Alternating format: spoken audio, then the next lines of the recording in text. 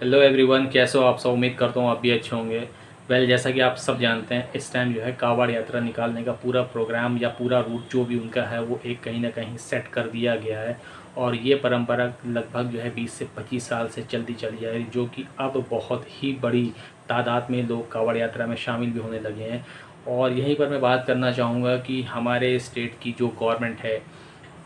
या हमारे जो देश को चलाने वाले पीएम मोदी जी हैं, उनके बारे में ऐसी कुछ चीज़ों को लेकर आया हूँ जिसको बहुत दिन से मैं सुनता आ रहा हूँ और देखता चला आ रहा हूँ कि ऐसी ऐसी चीज़ें हमारे आपके सामने आ रही हैं जो कि अगर देखा जाए इस लेटेस्ट दौर के बीच में उन चीज़ों का तो बहुत दूर दूर तक ताल्लुकात नहीं होना चाहिए, लेकिन हमारे देश में एक ऐसी ट्रेजिडी बनाई रखी है बहुत ही ज़्यादा दिनों से, या यूँ कह लो कि सदियों से, जब से आज़ाद हुआ है हमारा देश। और आज़ादी से पहले भी यही कुछ चीज़ें थी कि ऐसी ऐसी मनगढ़ंत चीज़ों को लाना या कुछ ऐसी एक तरफा आरोप लगाना, उन चीज़ों को हाईलाइट करना जिसमें कि हमारा आपका दिमाग, दिल और कहीं ना कहीं हमारी जो कम्युनिटी है वो भी कहीं ना कहीं बटी दिखाई दे, हमारी एकता जो है वो बटी हुई दिखती रहे, हमारे आपके जो विचार हैं वो ज़्यादातर इन्हीं सब टॉपिक पे उलझे रहें और देश की उन्नति को हम कहीं ना कहीं दरकिनार करते रहते हैं, क्योंकि हमें उस टॉपिक पे जिस पे बोलना चाहिए उस टॉपिक से भटका कर ऐसी ऐसी चीज़ों में उलझा दिया जाता है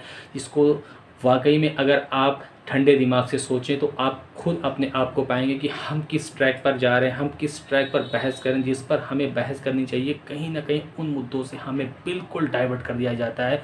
और ये हर हफ्ते 10 दिन पे, 1 महीने पे, 2 महीने पे, 4 महीने पे ऐसी ऐसी चीज़ें आती हैं जिनका अगर वाकई देखा जाए तो बहुत दूर दूर तक कोई लेना देना नहीं है। लेकिन आज ऐसी ऐसी चीज़ें हमारे आपके सामने आ रही जिसको आप अगर कायदे से रियलाइज़ करें तो आपको खुद लगेगा कि हम किन टॉपिक पर अपना टाइम जो है वो बेकार कर रहे हैं। खैर, मैं आपका ज़्यादा वक्त ना लेते हुए अपने मेन टॉपिक पर आ रहा हूँ। जैसा कि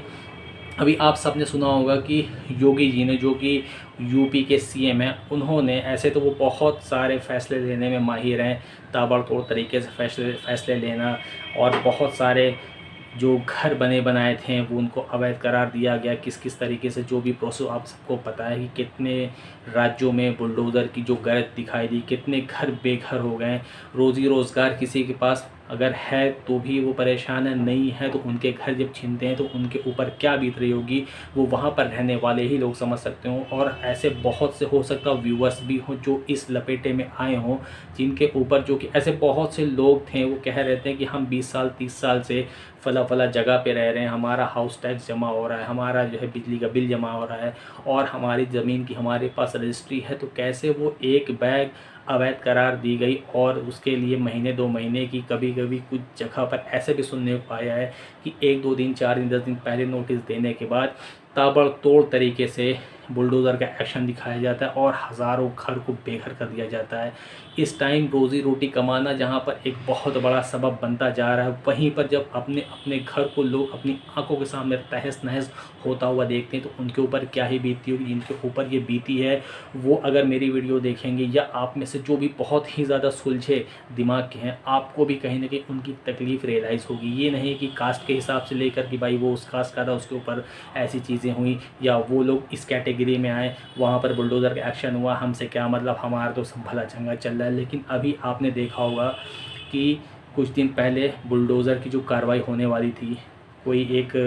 राज्य में, शायद ये लखनऊ की मैं बात कर रहा हूँ, उसमें कोई पंत नगर ऐसे कुछ करके, या संत नगर, अभी मुझे याद नहीं आ रहा है, लेकिन वहाँ पर भी ऐसी ही कंडीशन आई जहाँ पर बहुत सारी तादाद में हमारे हिंदू भाई भी हैं, मुस्लिम भी हैं, अगल बगल के ऐसे बहुत सारे जो इलाके हैं, वहाँ पर ये चीज़ें जब प्रकाश में आई तो वहाँ के लोगों ने अच्छा खासा कहीं ना कहीं सीएम से अपील किया, या यूँ कह लें बच्चों ने प्रोटेस्ट किया। उसके बाद वहाँ पर जाके सरकार ने अपने तरफ से एक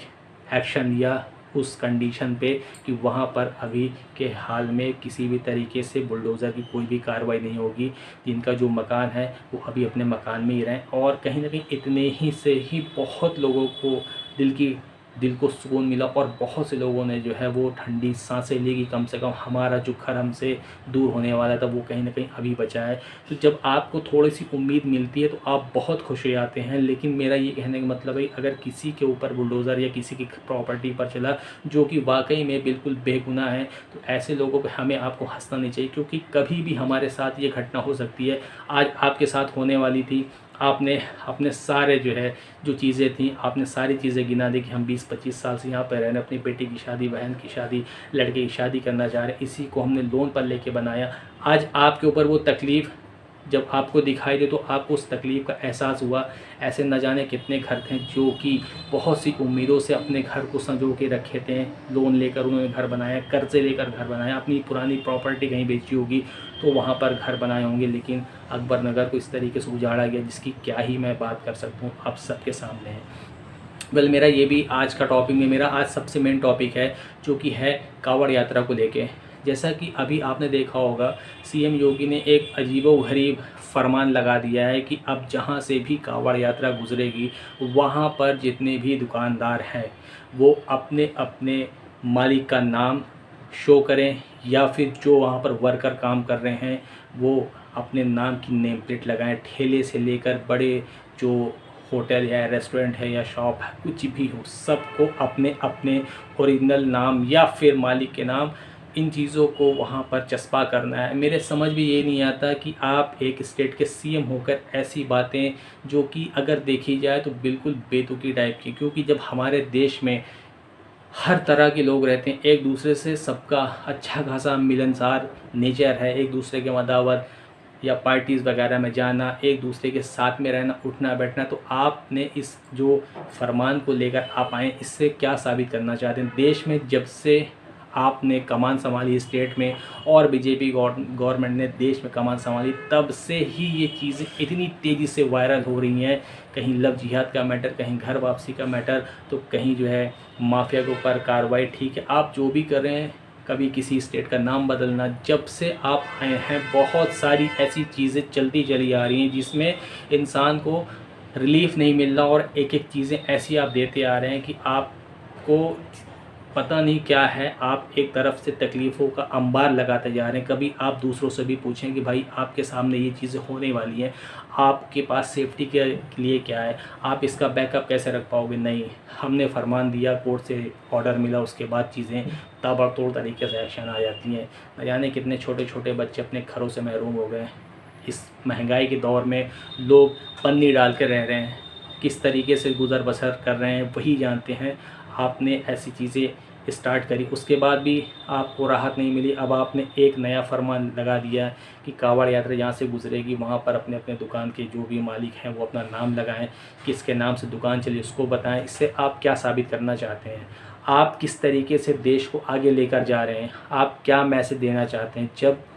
आपको इतनी ही तकलीफ़ है इन चीज़ों से, तो आप खुलकर आपकी जो भी प्रतिक्रिया है आप वो भी दे दें। हाइड एंड सीक वाली बातें करने से क्या मतलब? जहाँ पर आप या बीजेपी की तरफ से ये कहा जाता है कि सबका साथ सबका विकास, तो यहाँ पर किस तरीके का साथ है और किस तरीके का विकास है? कहीं ना कहीं बहुत सारी चीज़ों में देखा जा रहा है कि दो तरफ़ा चीज़ें आप ही करते हैं, जो कि आप एज आ सीएम हैं और आप एक स्टेट के सीएम हैं। आपको चाहिए कि हर तरीके की कम्युनिटी आपके साथ में है, वो कम हो या ज़्यादा हो, किसी भी तरीके से आपका साथ दे दी। आपके वोटर्स हैं, आपको सबका ध्यान रखना चाहिए। इससे पहले कि सरकार ने कभी इस तरीके की इतनी ज़्यादा ताबड़तोड़ जो पारियाँ खेली हैं एक्शन की, वो कभी नहीं खेली। आप किस तरीके से क्या कर रहे हैं वो आपको थोड़ा सा समझना चाहिए। और हमारे जो व्यूवर्स जो इस वीडियोस को देख रहे हैं वो भी कहीं ना कहीं इन चीज़ों को समझें कि क्या वाकई में ये जो चीज़ें हो रही हैं, कभी स्टेट का नाम बदल देना, न जाने कितने खर्चे आते हैं। आपको पता है एक स्टेट के नाम बदलने पे,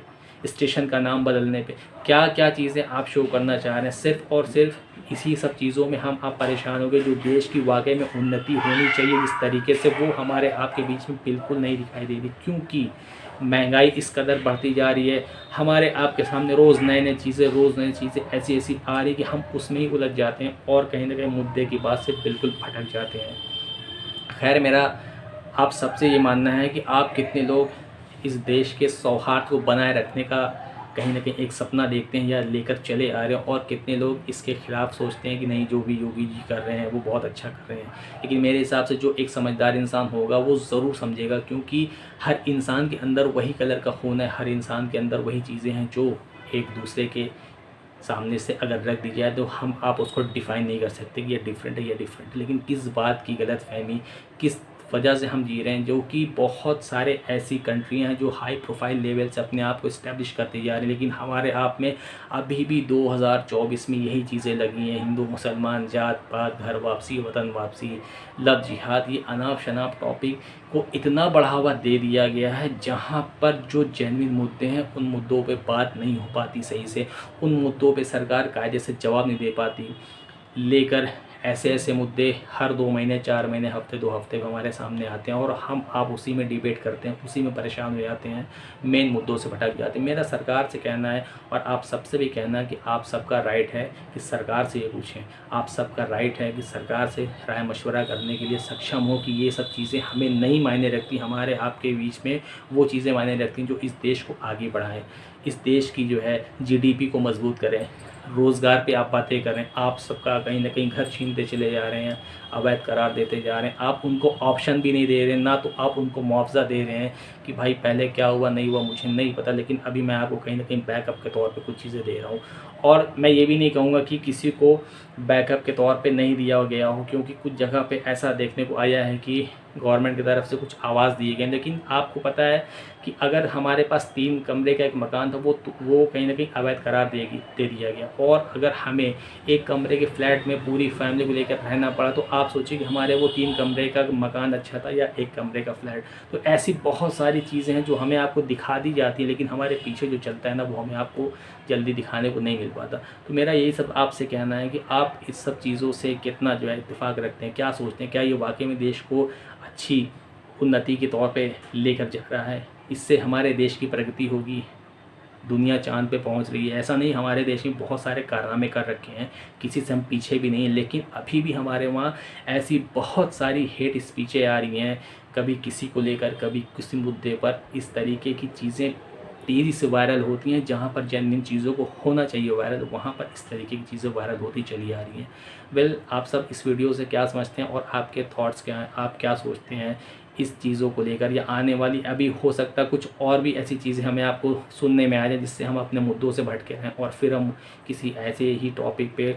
फालतू में अपना टाइम ख़राब करें, उस पर जो है दूसरे पर ब्लेम लगाएं। ऐसी हो सकता है बहुत सी चीज़ें भी आने को भी बाकी हूँ, लेकिन आपसे मेरा कहना है कि अगर हम आप सतर्क हैं तो कोई हमारा कुछ भी किसी तरीके से कुछ बिगाड़ नहीं सकता, ना हमको डाइवर्ट कर सकता है। हमारी सोच है और हमारा साथ वो हो, यही वही करेगा सबका विकास। फिर मिलते हैं नेक्स्ट वीडियो में। जैसा आपको ये मेरे वीडियो से आपको जो भी मैसेज मिला हो, आप अपना जो है कमेंट में ज़रूर राय दें। मैं आपको कमेंट जानना चाहूँगा, मैं आपकी राय जानना चाहूँगा। मिलते हैं नेक्स्ट वीडियो में। धन्यवाद।